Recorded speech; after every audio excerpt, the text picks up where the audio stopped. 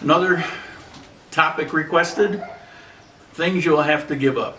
When you come here, like any place on this planet, just so you know, I've been to 18 different countries. I've lived outside of the USA in 3 different countries. In Japan for a little over 3 years.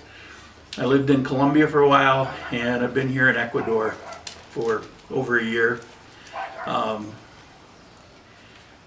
So I've been around, and every place you go, be it in the United States, going from New York to North Carolina, anywhere you go, you're going to find things that you like and that you don't like. There's no true paradise on earth. There's always going to be something that you come to be dependent on, used to, and it won't be there. That's just how life is. Nothing's perfect.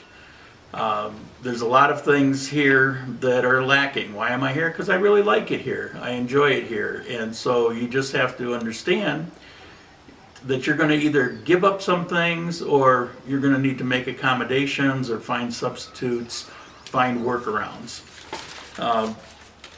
First off, e-commerce. This one pains me. There is no Amazon. Forget it. Because you buy, well, I'll give you an example. I used Alexa from Amazon, and I wanted to buy the little hockey puck things they have, extensions you can put in different rooms, and a speaker set that goes with it. So it's a $200–300 for the items. By the time it's done being shipped here and taxes are added on it, it's an $800 bill. It's crazy, and it's going to be, everything is a month to 2 months to arrive here. If you ship it overnight, that's overnight to the exit point, and then it's not overnight. God knows what it is. I think the fastest I ever got anything was maybe 12 days, and had to pay through it was expensive to do that. So there won't be any more Amazon. There's no more 1 or 2 day deliveries. There's no Walmart. Those bargains are history. They are gone. You either bring with you those kinds of things, or pay an insane amount of money for them, or give up on them. You say, well, I could just buy it here. No, you can't, because it's going to be the same. You're going to pay, if you find what it is you're looking for, it's going to be an insane amount of money. You got to give it up. Cheese. Forget it. I happen to love good cheese. It doesn't exist here. There's in a lot of milk products, there's this aftertaste. To me, it tastes like the inside of a barn floor. I mean, to me, it's this offensive, nasty taste.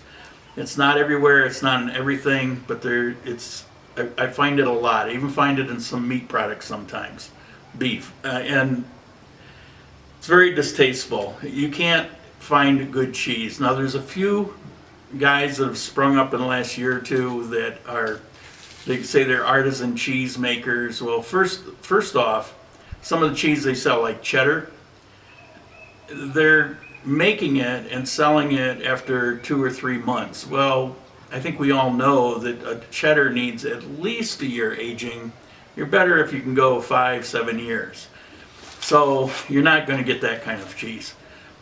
There's no good blue cheese. I used to love blue cheese hamburgers.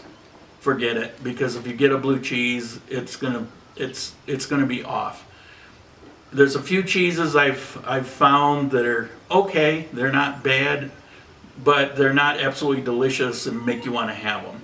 It's difficult to do things like macaroni and cheese. You can do it, but there's not even a Velveeta, and I'm not saying that's a good cheese, but it's just, they don't think about cheese, I guess. If it's not queso fresco, they don't care about it. And so give up your cheese. You also want to give up on things like ribeye steak, marbling in a steak. The different grades of steak, whatever is here, it's probably off the charts below anything that you're going to find in a U.S. market. There's no marbling. It's tough. You really have to treat it. Even filet mignon it's just kind of, it's not the best. There's a couple restaurants that you can go, like the Red Crab has absolutely delicious steak. Oh my God, it's so good. You're going to pay for it. I don't know where they get it. I've been told a couple things. I haven't been able to, I haven't been able to find it yet. So you're going to have to make do. And if you want crab, lobster, They have the little crabs like the Maryland crabs, but there's no Dungeness crabs, there's no king crabs, there's no snow crab. It's gone. Won't happen. Skim Milk. I happen to love Skim Milk. They don't have Skim Milk here except what you get in the box. And what you get in the box is that ultra mega pasteurized something. I don't know what the hell they do to it. The box tastes better. There's nothing good about it. When I use it like in cereal or something like that, I feel like I'm probably poisoning myself. I don't know what it is. I buy it, I use it, but I used to drink Skim Milk for pleasure. This I only drink because I don't want to eat dry cereal. Thrift stores. I see there's one that they're trying to get going just this week. I don't know how that's going to work out, but basically you don't have the thrift stores. So if you want to grab a couple pieces of cheap furniture just to fill in the corner, and you go to the thrift store and you find something that's 30 years old that some rich person threw out and you can buy it for 10 bucks, it's not going to happen. Those bargains, it's rare. You have to study Gringo Post. I got some things on OLX.com, but you have to be very careful because there's a lot of sleazy operators that are on there. You can't go by what it's represented as. Except for things like rent and basic market food, everything else is 2 to 4 times more expensive here. So bargains, you kind of get used to it. And the last one I'll mention, because I don't want this to be too long, is you're going to have to give up a life without barking. Dogs are like an epidemic here, and I've got a couple, but mine are taught to not bark. I haven't had them that long, but I've taught them to only bark when it's necessary. And if they try, I just tell them to go, and they stop and they're quiet. But I've got dogs across the street, and they've had pups since I've been here. They've already had a batch of puppies. So when I first got here, it was pretty quiet. Now I get barking all day, all night. Not as bad as in Cuenca, where there's packs of 30, 40 dogs roaming at night in the neighborhood I was living in, barking all night. I was lucky if I got a couple hours sleep. It was really bad, really, really loud. It's not that bad here, but I don't know what it is with dogs here. The owners do not teach them anything. The dogs just do what they want, when they want. There's no leash laws, there's no barking laws. I don't know if there's poo laws, but nobody really pays too much attention to it. It's like the dogs are another breed of human being, and they come and go as they please. It's not a good situation.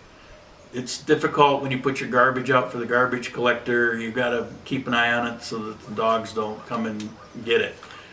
Everybody loves dog. Nobody takes care of dogs. It's kind of strange here as far as that goes.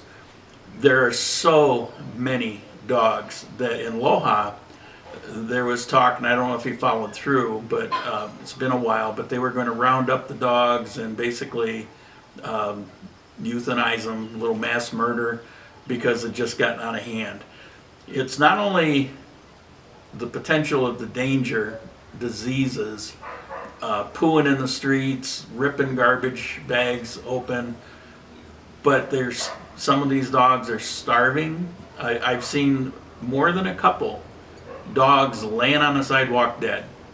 Now they come along and they pick them up, but you know, this love for dogs is, it's kind of like deer hunting. You know, it's like, oh, the poor deer, we don't want to have hunters. And so what happens? They starve to death in the winter and they get hit by cars because the population's too big. You know, it's not a kindness, and this letting dogs run wild is not a good thing. So be prepared. They're not going to attack you, or, well, they might, but it doesn't happen very often. They're pretty well behaved. It's an interesting thing. You'll see when you get here. But bring earplugs.